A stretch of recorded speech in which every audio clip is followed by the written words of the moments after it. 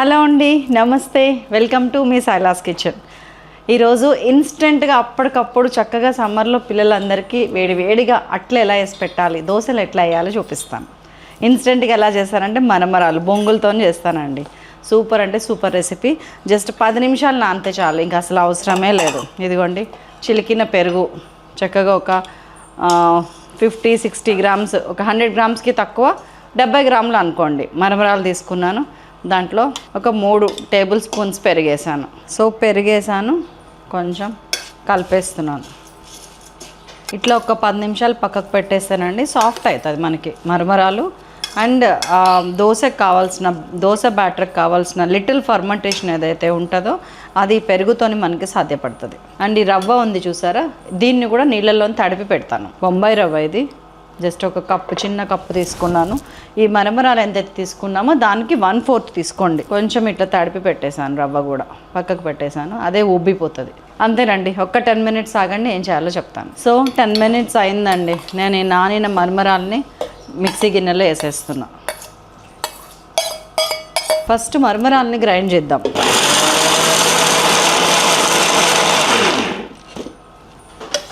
ఇదిగోండి ఇట్లా కొంచెం మెత్తగా అయిన తర్వాత ఇప్పుడు నానిన రవ్వ, బొంబాయి రవ్వ, సూజీ, 1 టేబుల్ స్పూన్ శనగపిండి, 1 టేబుల్ స్పూన్ మైదా పిండి, వాటర్ వేస్తున్నాను.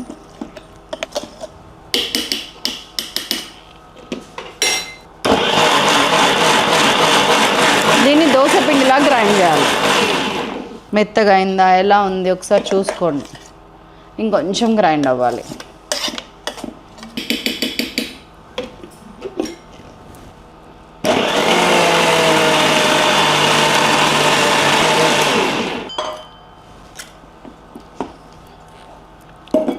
మన దోశ పిండి రెడీ. దోశ గంట తీసుకోవాలి. బేకింగ్ సోడా ఒక 1/2 టీ స్పూన్ వేసాను. బాగా కలపాలి. Butter ready. ఇంకా స్టవ్ పెట్టి పెంక పెడదాం. దోశ వేసే ముందు చట్నీ చేసుకుందామని వచ్చేసిన. ఒక డిఫరెంట్ చట్నీ చేస్తున్నానండి. మా దగ్గర కొన్ని రోడ్ సైడ్ బళ్ళు ఉంటాయి అన్నమాట. వాళ్ళ దగ్గర చట్నీలు చాలా బాగుంటాయి. ఎలా చేస్తారా అని ఒకసారి చూస్తే ఈ టెక్నిక్ కనిపించింది. చాలామందికి డౌట్ అనమాట, అసలు ఎందుకు ఇంత టేస్టీగా ఉంటుంది రోడ్ సైడ్ది, మనకి ఎందుకు అట్లా రాదు, దాంట్లో ఏం వేస్తున్నారు. ఇది వేస్తున్నారు చూడండి. పల్లీ చట్నీనే డిఫరెంట్ వే. నేను పల్లీలు వేసాను. నూనె 2 చుక్కలు. ఇది ఒక 60-70 గ్రాముల పల్లీలు ఉంటాయి. 100 గ్రాములున్న ఆశ్చర్యం. ఇవి ఒక 100 గ్రాముల పల్లీలు ఉంటాయి. 100 గ్రాములకి ఒక 25 గ్రామ్స్ మినపప్పు వేయండి. మినపప్పు కూడా వేగటానికి చాలా టైం పడుతుంది కాబట్టి పల్లీలతో పాటు వేసేయచ్చు. చక్కగా వేగుతాయండి మినపప్పు.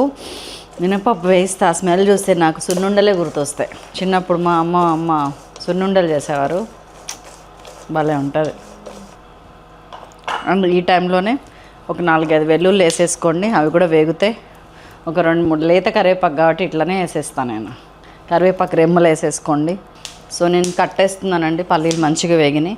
ఇదిగోండి మీరు తిన్నంత కారం, ఒక 1.5 టీ స్పూన్ కారం వేస్తున్నాను. దీంట్లోకి ఒక 1/2 టీ స్పూన్ ఉప్పు వేస్తున్నాను. అండ్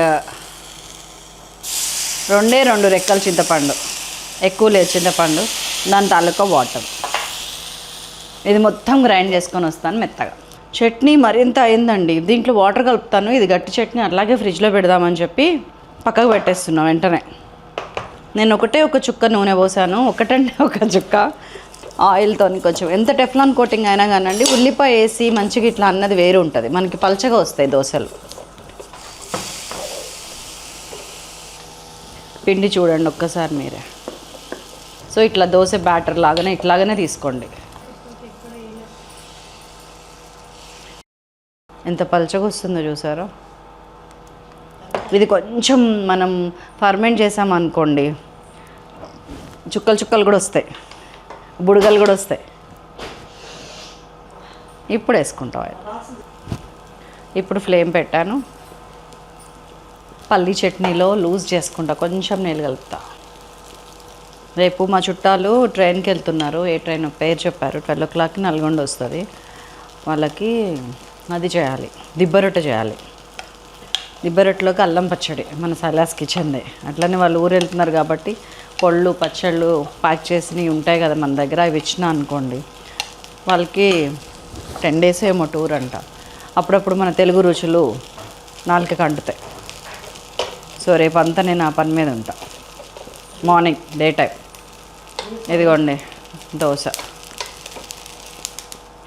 ఎంత పలచగా వచ్చిందో చూసారా, ఎంత బాగా కాలిందో చూసారా. నెక్స్ట్ది ఇంకా బాగా వస్తుంది. ఇదిగోండి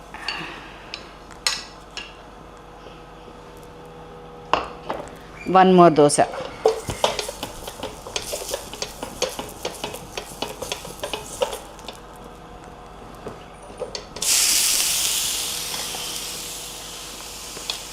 మనకు కావాల్సినంత పలచగా వస్తాయండి, మీ ఓపిక.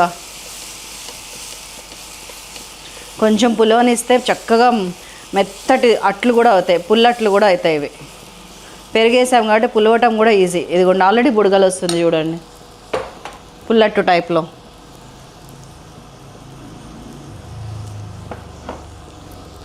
ఈ తిరగలు కూడా వేస్తున్నానండి నేను, మీకు అట్టు కూడా తిప్పి చూపించాలి కదా. సో దీంట్లోకి చట్నీ వేసుకుందామా కొంచెం. టడా,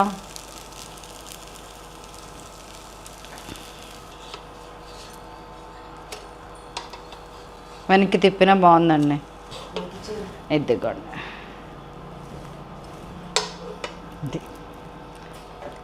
చట్నీనే దోశ పర్ఫెక్ట్ కాంబినేషన్ అండి. దోశ నేను స్వీట్ వేయలేదు, కానీ లైట్ స్వీట్ ఉంది. బొంగుల్లో కొంచెం స్వీట్ ఉంటుంది కదా, దాని తాలూకా. చాలా బాగుందండి.